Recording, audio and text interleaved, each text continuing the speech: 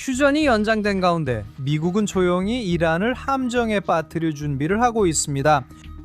그리고 11명의 미국 핵 및 항공우주 과학자들의 실종과 설명되지 않은 죽음이 이란 전쟁과 어떻게 연결되는 걸까요? 계속해서 스트레이트업과 함께 해주시기 바랍니다. 그래서 트럼프 대통령은 어제 이란 지도부가 미국에 통합된 제안을 제시할 때까지 만료일 없이 무기한으로 휴전을 연장했습니다. 트럼프 대통령은 이란 정부 내부에 깊은 분열이 있어 테헤란이 일관된 협상 입장을 마련하지 못하고 있다고 설명했습니다. 그는 또한 파키스탄 지도부가 미국의 군사 행동을 연기해달라고 직접 요청했다며 이는 이란이 입장을 정리할 때까지 기다려달라는 것이었다고 밝혔습니다. 트럼프 대통령은 미군이 포위를 유지하고 완전히 배치된 상태로 모든 면에서 준비를 갖추겠지만 이란이 제안을 제출하고 논의가 어떤 식으로든 결론이 날 때까지 공격을 보류할 것이라고 덧붙였습니다. 테헤란의 초기 반응은 좀 이상했습니다. 언론은 이를 무시하는 태도라고도 표현했습니다. 이란 관리 모하마드 칼리바프의 보좌관은 휴전 연장이 말이 안 된다고 말하며 이는 단지 워싱턴이 기습 공격을 위한 시간을 벌기 위한 시도일 뿐이라고 주장했습니다. 그의 말처럼 이란이 주도권을 잡았습니다. 언론 보도는 계속해서 기사를 내보냅니다. 왜냐하면 어쨌든 그래야 하기 때문이죠. 그들은 진실을 전하는 데 관심이 없습니다. 어떻게든 당신의 관심을 끌어야 하니까요. 그래서 이 시점에서 상황은 유동적이고 불확실하며 잠재적으로 불안정합니다. 휴전은 연장되었지만 협상은 교착 상태에 있습니다. 이란이 분열되어 있기 때문입니다. 미국은 입장을 고수하며 테헤란이 입장을 하나로 정리하기를 기다립니다. 이 이야기는 전 세계 의제를 주도하며 우리가 논의할 모든 것에 영향을 줍니다. 2주 전 휴전 시작 때 이 문제를 언급했습니다. 이게 좋은 건가요? 나쁜 건가요? 이게 승리인지 후퇴인지 약함의 신호인지 전략적 일시 중단인지요. 시간이 지나면 알게 될 겁니다. 그리고 나중에 저는 결국 상황이 어디로 가는지 알게 될 거라고 덧붙였습니다. 그래서 이제 시간이 좀 지난 지금 우리는 변화가 일어나고 있다는 것을 알 수 있습니다. 그리고 우리는 다시 또 다른 질문으로 돌아갑니다. 이런 교활한 악당들과 협상하려는 시도에서 우리가 무언가를 배웠을까요? 아니면 그들이 평화로운 해결을 원할 것이라고 스스로를 계속 속이고 있는 걸까요? 우리는 진짜 해결책을 찾고 있나요? 트럼프의 결정은 한편으로는 그가 전투를 재개할 의무를 지우지 않지만 다른 한편으로는 이란에 압박을 가하고 동시에 책임을 그들 쪽에 명확히 돌립니다. 이란은 세 가지 주요 선택지를 앞두고 있습니다. 대통령이 제시한 협상 요구를 받아들이거나 타협할 의지를 가지고 협상에 복귀하는 것입니다. 미국에 맞서 선제 공격을 하거나 해협에서 해상 봉쇄를 뚫으려 시도하는 것, 이는 결국 전쟁으로 이어질 행동입니다. 또는 마지막으로 경제적, 사회적으로 붕괴하는 것인데 이 과정은 다소 시간이 걸릴 것입니다. 결론은 이렇습니다.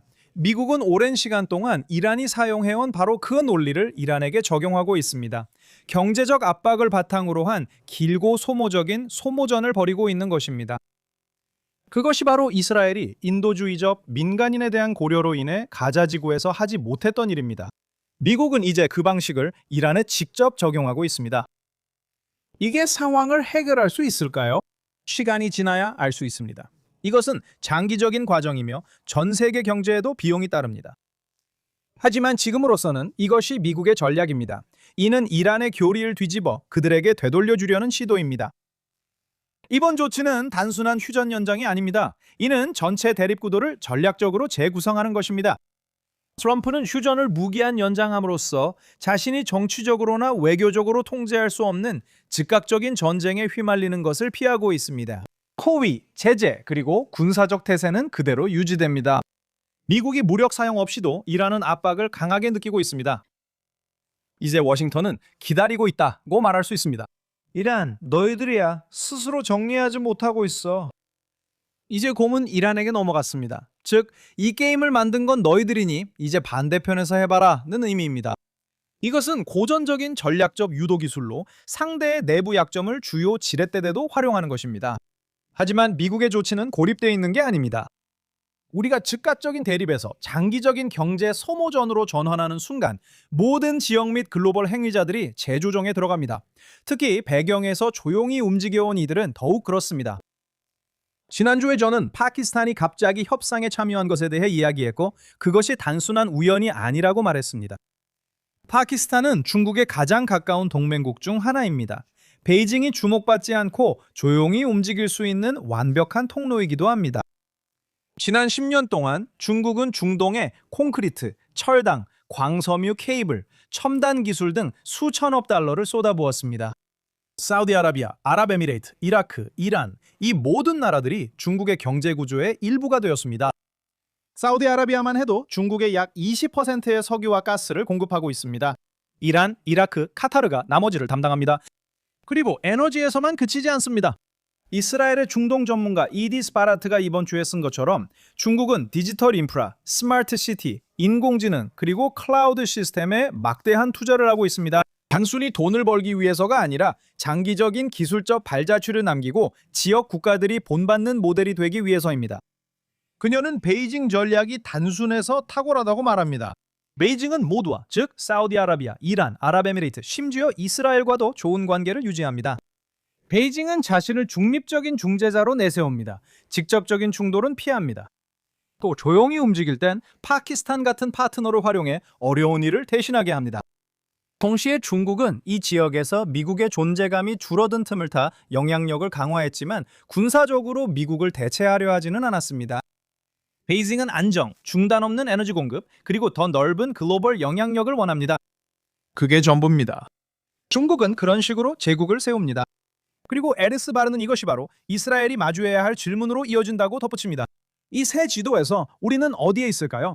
우리는 중국의 투자를 우리 인프라, 항만, 철도, 기술 분야에 환영해야 할까요? 아니면 한번 물러서서 우리가 떠오르는 동방의 초강대국에 어떤 의존성을 만들고 있는지 자문해야 할까요? 중동이 변화하고 중국이 조용히 영향력을 확장해 나가는 가운데 이스라엘은 단순히 동맹이 누구인지뿐만 아니라 누구를 자국의 기반에 받아들일 것인지도 결정해야 할 것입니다. 어떤 의미에서는 이 모든 것이 21세기 세계대전의 일부라고 할 수 있습니다. 이 전쟁은 20세기의 세계대전처럼 우리가 기억하는 방식이 아니라 현대적인 방식으로 벌어지고 있습니다. 사실 이 전쟁은 이미 오래전부터 계속되었습니다. 이스라엘이 이란과의 전쟁에서 처한 상황과 가자지구와 레바논 등 우리 인접 국경에 있는 적들과의 상황에는 중요한 차이가 있습니다. 이란과의 경우 이스라엘의 목표는 우리에게 실존적 위협이 되는 역량을 해체하는 것이었습니다. 이란은 중국과 러시아와의 전략적 협력을 포함해 지역적, 심지어 세계적인 야망을 추구해왔습니다. 그러한 야망과 그러한 협력 관계들이 바로 미국의 이익도 위협했던 것이고 그래서 미국이 행동할 자체적인 이유가 있었던 것입니다. 어떤 면에서 미국의 필요성은 이스라엘이 하마스와 헤즈볼라로 인한 우리 국경의 위협에 맞서야 했던 필요성과 비슷했습니다. 미국과 같은 세계 초강대국의 국경은 말 그대로 전 세계에 걸쳐 있습니다. 이란은 미국에게 있어서 하마스와 헤즈볼라가 이스라엘에게 해당하는 존재, 즉 적대 세력의 손에 있는 대리 세력이었습니다. 이란이 군사적 위협을 넘어 중국과 협력함으로써 미래 세계 경제에 대한 경제적 지배의 위험까지 초래하게 되었습니다. 그리고 바로 이 지점에서 미국은 현대 세계 규모의 투쟁을 벌이고 있습니다. 특히 중국과 같은 글로벌 강대국과의 직접적인 물리적 전쟁에 휘말리지 않으면서 군사적, 경제적 우위를 확보하려는 것이죠. 이런 맥락에서 이스라엘의 이익은 동맹국의 이익과 일치합니다. 현재 미국은 미래의 핵심 분야에서 장기적인 경제적 우위를 보장하는 목표를 달성함으로써 현 상황을 마무리하려 하고 있습니다. 그리고 그 목표는 인공지능 개발과 인공지능 분야에서 기술 및 산업적 주도권을 위해 필요한 에너지와 광물 자원에 대한 통제입니다. 그리고 더 중요한 것은 이러한 자원이 중국의 손에 넘어가지 않도록 막는 것뿐만 아니라 중국이 미국의 호의에 의존하도록 만드는 것입니다. 미국이 이러한 목표를 확보하게 되면 전략적인 의미에서의 전쟁은 완성된 것입니다. 그리고 이스라엘도 실제로 여기에서 역할을 하고 있는데 그것은 미국이 그 지점에 도달할 수 있도록 돕는 것입니다. 즉, 이란이 양보나 압박에서 물러날 수 있는 구실이나 능력을 갖게 할 수 있는 불필요한 마찰을 피하는 것입니다. 미국의 목표가 달성된 후에는 이스라엘이 우리 국경을 따라 이란의 지시에 따라 활동하는 테러 조직들을 해체하는 작업을 다시 완수할 수 있게 될 것입니다. 그러니까 중국이 가만히 앉아서 아무것도 하지 않고 있다고 단 한순간도 생각하지 마십시오. 중국은 영향력 확대를 위해 수년간 서방과 세계 경제에 막대한 투자를 했습니다. 하지만 핵보유 초강대국들은 직접 충돌할 수 없습니다. 이 점을 이해하면 현재 세계 전쟁의 본질을 알 수 있고 그 이유도 이해할 수 있습니다. 중국이 자신들이 벌이고 있는 인지전, 즉 선전전에 왜 그렇게 많은 투자를 했는지 알 수 있습니다. 소셜미디어 플랫폼을 이용해 서방, 특히 미국 사람들을 조종하여 전쟁에 반대하고 유럽 동맹국들이 미국과 협력하는 것에 반대하게 만들며 이스라엘을 억제하려고 시도하고 있습니다. 이것을 이해하면 다른 이야기들과의 연관성도 보이기 시작합니다. 예를 들어 지금 미국에서 전개되고 있는 이야기는 이제서야 마땅한 주목을 받고 있으며 수십 년 동안 이스라엘이 조용히 벌여온 전쟁과 아주 실질적으로 연결되어 있습니다. 워싱턴에서는 FBI, 에너지부, 그리고 백악관이 최소 11명의 미국 과학자들과 관련된 일련의 미스터리한 죽음과 실종 사건에 대해 그들이 종합적 검토라고 부르는 조사를 진행하고 있습니다. 이것들은 우연한 사건들이 아닙니다. 이들은 고위급 보안 인가를 받은 연구원들로 원자력, 항공우주, 미사일 기술, 첨단 방위 시스템 분야에서 일하는 사람들입니다. 일부는 나사의 제트 추진 연구소와 연결되어 있었고 다른 일부는 원자폭탄의 발상지인 로스알라모스와 관련이 있었습니다. 이것은 우려스러운 양상입니다. 미국의 국회의원들은 이러한 사건들이 외국 적대 세력과 연관되어 있을 수 있다고 경고했습니다. 연방수사관들은 중국, 러시아, 이란, 그리고 북한을 미국의 과학 전문성을 오랫동안 노려온 잠재적 배후 국가로 지목했습니다. 전직 FBI 관계자들은 외국 정보기관들이 과거의 비밀을 빼내기 위해 과학자들을 납치하고 협박하고 고문하고 심지어 살해한 적도 있다고 공개적으로 밝혔습니다. 그리고 이들 사건의 세부사항, 즉 과학자들이 휴대전화나 안경, 개인 소지품 없이 사라지는 점은 알려진 정보기관의 수법과 일치합니다. 그렇다면 왜 우리에게 중요한가요? 이스라엘에서는 최근 보안당국이 핵 과학자, 고위 정치인, 그리고 이스라엘 외교관을 노린 여러 건의 대형 암살 음모를 저지한 바 있습니다. 이스라엘 보안국인 신베트에 따르면 이란이 주도한 간첩 행위와 테러 조직원 모집 시도가 이스라엘 내에서 400% 급증했다고 합니다. 이스라엘은 이란 내부 깊숙한 곳에서 20년 넘게 이러한 형태의 전쟁을 벌여오고 있습니다. 전 세계가 협상과 뉴스에 집중하는 동안 이스라엘은 이란의 핵 야망을 늦추고 방해하며 폭로하기 위해 조용하고 끈질긴 작전을 펼쳐왔습니다. 이 작전은 사이버 작전부터 사보타주, 그리고 이란 핵 프로그램의 핵심 인물 제거에 이르기까지 다양했으며 이 인물들은 서방 정보기관에 의해 대체 불가능한 존재로 평가받았습니다. 그리고 현대 첩보사에서 가장 대담한 작전 중 하나가 이어졌습니다. 2018년 1월 모사드 요원들이 테헤란의 비밀 창고에 침투했습니다. 20명의 요원들 이 건물 안에서 7시간 동안 머물며 500kg에 달하는 기밀 핵 문서들을 뒤졌고 이 문서들을 이란 수도 한복판에서 반출했습니다. 5만 쪽의 문서와 163장의 CD였습니다. 이 모든 것은 이란의 비밀 핵무기 개발 프로그램인 아마드 프로젝트의 전체 기록물이었습니다. 그 문서들은 이란이 탄두 소형화와 핵실험에 관해 연구해왔다는 것을 증명합니다. 그리고 이스라엘이 그 기록물을 공개했을 때 그것은 미국이 이란이 세계를 속이고 있다는 것을 확신하는 데 도움이 되었습니다. 그래서 오늘날 미국에서 일어나고 있는 일을 보면 우리는 이스라엘이 수십 년 동안 싸워온 그 동일한 그림자 전쟁의 한 형태를 보고 있는 것입니다. 이스라엘은 이란의 핵 야망이 연설이나 결의안으로 멈추지 않는다는 것을 오래전에 알았습니다. 물밑에서 저지해야 했습니다. 이제 미국도 이스라엘의 적들이 원하는 것을 얻기 위해 중동을 넘어 손을 뻗으려 한다는 사실을 알게 되고 있습니다. 이것은 지역 분쟁이 아니며 원래부터 아니었습니다. 이것은 21세기의 기술, 정보, 그리고 힘의 균형을 둘러싼 전 세계적인 투쟁입니다. 또한 이스라엘은 오랫동안 그 투쟁의 선두에 있었습니다. 그래서 이제 전쟁이 재개되든 아니든 이미 한동안 전쟁은 계속되어 왔고 미국의 적들은 조용히 뒤에서 움직이고 있습니다. 그들은 동맹을 구축하고 전 세계적으로 기정사실을 쌓아가며 조용히 미국의 역량을 제거해 왔습니다. 최근까지도 이런 일들은 우연이거나 음모론으로 치부되어 왔죠.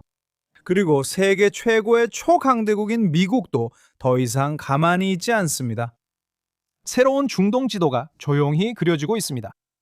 이번 주 아랍 언론에 따르면 요르단 국왕이 아카바 항구를 아랍에미리트에 30년간 임대하는 역사적인 협정에 서명했습니다.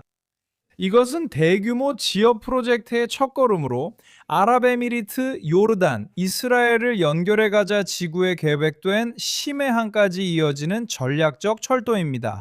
라코에서 이 순간은 이스라엘 지도자들이 수년간 이야기해온 장기적인 비전이 실제로 형태를 갖추기 시작하는 때입니다. 인도에서 에미리트가 통제하는 아카바를 거쳐 미국의 감독하에 새롭게 관리되는 가자 지구까지 이어지는 철강, 에너지, 무역의 회랑입니다. 그리고 여기 핵심이 있습니다. 하마스가 가자 지구를 통제하는 한 이런 일은 불가능합니다. 트럼프 대통령이 하마스가 해체될 것이라고 말할 때 그건 말 그대로입니다.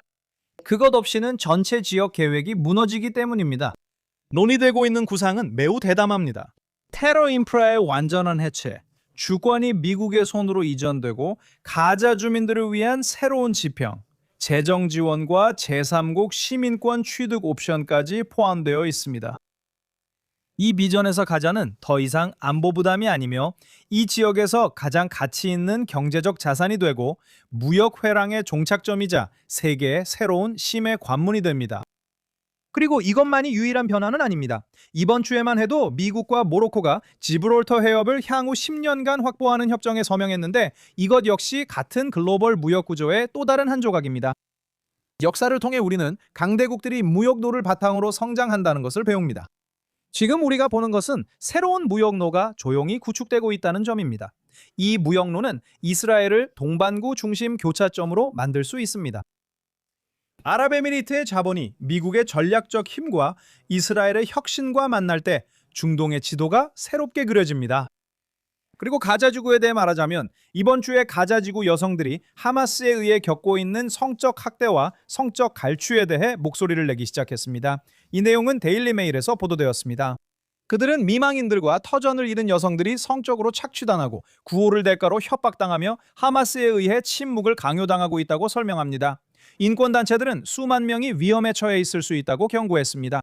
가자지구에서 나온 증언에 따르면 하마스 테러리스트들은 취약한 팔레스타인 여성들을 체계적으로 성적으로 착취하고 있으며 기본적인 구호품, 음식, 심지어는 거처를 대가로 성관계를 요구하고 있습니다. 이 증언들은 미망인, 터전을 잃은 어머니, 남성 보호자가 없는 여성들을 겨냥한 약탈적 시스템을 보여줍니다. 피해자들은 하마스에 침묵하라는 협박을 받고 하마스는 자신들이 정부라며 여성의 복종을 요구합니다. 그리고 이것은 새로운 현상이 아닙니다. 가자지구와 유다, 사마리아에서 친팔레스타인 행사에 참여하기 위해 이곳을 찾은 서방 국가의 여성 정치활동가들은 과거에도 팔레스타인 자치정부가 통제하는 지역에서 아랍 남성들에게 성희롱과 성폭행을 반복적으로 당했다고 보고한 바 있습니다. 이러한 사례들 중에는 외국 언론인들도 포함되어 있었으며 제가 이스라엘 정부 언론국장으로 근무할 때 이 사실을 알게 되었습니다. 모든 경우 여성들은 공식적으로 고소하거나 가해자 이름 공개를 거부했습니다. 우리는 그 여성들이 자신들의 외국 언론사 소속이라고 말한 이들에게 더는 출입증을 발급하지 말아달라는 요청을 받았습니다. 그래서 저는 인권단체나 유엔이 이 문제를 다루기까지 얼마나 걸릴지 궁금합니다. 다가오는 선단이 이 문제를 다룰까요? 선단에 대해 말하자면 일요일에 바르셀로나에서 가자지구로 또 다른 반이스라엘 항해를 위해 출항했습니다. 이 선단 역시 그 깨어있는 지도자 중 한 명이 최소 3명의 자원봉사자에게 성비위를 저질렀다는 혐의를 받으면서 성추문을 휩싸였습니다. 뉴욕 포스트는 선단 내의 한 고위 지도자, 즉 조직의 최고 의결기구인 운영위원회의 일원이 가자로 향하는 배 안에서 여러 활동가들과 성관계를 가졌다고 보도했습니다. 1명도 아니고 2명도 아닙니다. 3명의 서로 다른 인물이 이번 주 초 소셜미디어 게시글에서 팔레스타인 단체 Heart of a Philistine을 언급하며 주장했습니다. 그리고 가자지구 관련 다른 소식으로 계속되는 전쟁으로 인해 가자지구의 방목지가 심각하게 줄어들면서 양과 염소떼의 심각한 부족 현상이 발생하고 있습니다. 경제적 역량뿐만 아니라 많은 현지 가자지구 남성들은 이스라엘이 자신들에게 소중한 문화적 취미 활동을 사실상 빼앗아갔다며 좌절감을 표하고 있습니다. 이번 주에도 이스라엘은 중동뿐만 아니라 유럽, 남미 등 전 세계적으로 다시 한번 주목을 받았습니다. 유럽부터 시작해 보겠습니다. 지난 며칠 동안 스페인, 프랑스 등 여러 유럽 정부들은 이스라엘에 새로운 제한 조치를 가하려는 노력을 더욱 강화해 왔습니다. 이러한 조치들은 무기 제한 제한부터 이스라엘의 군사적 행동의 자유를 억제하려는 외교적 움직임, 그리고 EU 기관 내에서의 조직적인 압박에 이르기까지 다양합니다. 공식 목표는 이스라엘이 국경의 테러 단체들을 상대로 벌이는 작전을 억제하는 것입니다. 하지만 실제 효과는 분명합니다. 이스라엘이 임무를 완수하고 우리를 반복적으로 공격해온 조직들을 해체하는 것을 막는 것입니다. 그리고 주목할 점은 이들 정부 역시 내부적으로 정치적 불안정, 경제적 압박, 사회적 불안을 겪고 있다는 것입니다. 이스라엘에 대한 비판이 커질수록 그들 내부에서는 더 큰 혼란이 일어나는 것처럼 보입니다. 그리고 세계 반대편에서는 완전히 다른 이야기가 펼쳐지고 있습니다. 이번 주 이스라엘이 독립기념일을 맞이했습니다. 헤르츠 산에서 횃불을 든 사람들 중에는 아르헨티나 대통령 하비에르 밀레이도 있었습니다. 그는 현지 국가 원수로서 지구 반대편에서 와서 헤르츠 산에 올라 유대 국가의 부활을 기렸습니다. 밀레이 대통령은 단순한 상징이 아니라 실제 이유로 이곳에 왔습니다. 방문 기간 동안 아르헨티나는 IRGC와 엘쿠츠 부대를 공식적으로 테러 조직으로 지정했습니다. 이는 많은 국가들이 피했던 조치입니다. 그는 이렇게 함으로써 아르헨티나가 세계 외교 정책에 뚜렷한 도덕적 차원을 더하고 있다고 말했습니다. 그리고 그는 이번 주 이스라엘에서 2개의 역사적인 양해각서를 추가로 체결했습니다. 하나는 이스라엘과 아르헨티나 간의 포괄적인 대테러 협력 체계를 구축하는 내용입니다. 그리고 또 다른 하나는 인공지능 연구와 슈퍼컴퓨팅 인프라 분야에서 공동 협력을 시작하는 것으로 이 기술들은 미래의 세계 경제를 정의할 것입니다. 한편으로는 이스라엘을 억제하려 애쓰지만 고전하는 국가들이 보입니다. 또한 이스라엘과 함께하기로 한 나라가 일어서는 모습도 볼 수 있습니다. 이것은 우연히도 아주 오래전에 유럽연합이 존재하기도 전, 현대 외교가 있기 전, 이들 정부가 상상되기도 전부터 쓰여진 어떤 것과 일치합니다. 아브라함에게 주어진 약속, 너를 축복하는 자를 내가 축복하리라. 억지로 연결하려고 할 필요는 없습니다. 그저 세상을 있는 그대로 바라보면 됩니다. 그래서 어떤 나라들은 이스라엘을 압박하기로 선택하고 혼란을 겪고 있습니다. 그리고 다른 나라들은 이스라엘을 축복하기로 선택하고 새로움과 명확함을 경험하고 있습니다. 그리고 번영을 누리고 있습니다. 역사에서 이런 패턴을 본 적이 있습니다. 이번 주 독립기념일을 기념하면서 우리는 6월절로 시작해 우리의 독립기념일인 욤 하츠마우트로 끝나는 3주간의 여정을 마무리했습니다. 우리가 부활의 전쟁, 즉 밀헤메트 쿠마 한가운데 있는 동안 매일매일 우리에게 모든 세대마다 라는 하가다의 역사적 문구가 단순한 문장이 아니라 살아있는 현실임을 상기시켜주는 전쟁을 겪고 있습니다. 과거 이집트를 떠났듯이 오늘날 우리는 속박에서 자유, 파괴에서 재생으로 나아가야 합니다. 이 시기는 중요한 교훈을 줍니다. 아무것도 당연하지 않습니다. 10월 7일 이후로 우리는 불길 속에서 나타난 기적들을 보았습니다. 우리는 우리의 독립이 가진 진정한 의미를 깨닫게 되었습니다. 이 독립은 여호수아와 갈렙의 아들들, 즉 우리가 이스라엘에서 길러낸 놀라운 세대의 피와 용기로 얻은 선물입니다. 성경 이야기와의 유사점은 놀랍습니다. 10명의 정탐꾼들이 백성을 약하게 만들고 앞에 놓인 일들로 겁을 주려 했던 것처럼 오늘날에도 우리가 전쟁을 감행한다면 어떤 일이 일어날지에 대한 암울한 예측을 들어왔습니다. 우리는 여호수아와 갈렙의 정신을 선택했습니다. 우리는 정말 성경적 시대에 살고 있습니다. 오늘날 우리를 멸망시키려 일어선 자들을 볼 때 우리는 승리의 세대의 힘을 봅니다. 우리를 말살하고 이 땅에서 살 권리를 훼손하려 했던 자들은 철의 벽, 믿음과 용기의 벽에 맞서게 되었습니다. 우리를 꺾으려던 테러 기계는 이스라엘 국민의 정신 앞에 무너졌습니다. 그리고 그들에게 남은 것은 무엇입니까? 스스로 무너지고 있는 살인적인 이데올로기의 폐허뿐입니다. 우리는 계속 세우고 심고 이 나라와의 유대와 뿌리를 더욱 깊게 하고 있습니다. 우리 적들은 군사적으로만 패배하지 않습니다. 무엇보다도 그것은 도덕적이고 영적인 것입니다. 요슈아와 칼렙이 이스라엘 땅의 거인들을 두려워하지 않았던 것처럼 우리의 군인들과 지휘관들, 즉 요슈아와 칼렙의 진정한 호계자들도 조국으로 돌아오는 민족을 이길 수 있는 힘은 이 세상에 없다는 것을 보여주었습니다. 여러분이 보고 계신 사진 속 이 군인이 작은 소녀를 어깨에 메고 있는 것처럼 저 장면은 10월 7일 아침에 학살이 있은 그날 밤에 찍힌 것입니다. 그는 그녀를 크파르아자 키부츠의 지옥에서 들어올려 어깨에 태우고 알로닌 역의 안전한 곳으로 함께 걸어갑니다. 그 군인은 카르나출 출신 요나탄 이차크 사무입니다. 그는 모셰 에나엘렛의 아들이며 베리, 라비, 타마르, 아키노암의 형제입니다. 그리고 이곳에서 사진을 찍은 지 한 달 후 낙하산 여단 202대대에서 싸운 요나탄은 가자 지구에서 심하게 부상당했습니다. 벨린슨 병원의 의사들이 그의 생명을 구하기 위해 싸웠지만 결국 그를 살릴 수 없었습니다. 요나탄은 이전에 장기기증 카드에 서명했었고 그의 장기는 여러 병원에 있는 6명의 환자들에게 이식되었습니다. 그는 죽음으로 6명에게 생명을 주었고 50대 남성 이 심장을 이식받았습니다. 30대 남성 이 폐를 이식받았습니다. 간의 일부는 1살도 안 된 여자 아기에게 기증되었습니다. 한쪽 신장은 10살 남자아이, 다른 한쪽은 50대 남성에게 이식됐습니다. 이식된 심장 소리를 듣는 어머니의 감동적인 장면도 있습니다. 조나슨은 가자지구 북부 전투에서 전사했습니다. 그는 21세였습니다. 이스라엘 국가는 전 세계에서 박해받은 유대인들에게 안식처이자 고향입니다. 수세대 동안 우리는 내년에는 예루살렘에서 라고 기도해왔고 에티오피아 유대인들도 마찬가지였습니다. 조나단의 부모님은 이스라엘로 이주했습니다. 조나단은 이곳에서 태어나고 자랐으며 공수여단에서 복무했습니다. 그날 조나단과 전우들은 우리 시대의 나치로부터 유대인 아이들을 구했습니다. 조나단은 계속 싸웠고 유대민족을 지키다 전사했습니다. 그 순간에도 조나단은 다른 이들에게 생명을 나누었습니다. 우리는 이 독립의 날들을 당당히 마무리합니다. 우리를 파멸시키려 했던 자들은 결국 멸망했고 우리는 고통과 상실을 겪으면서도 다시 일어나 성장하며 승리합니다.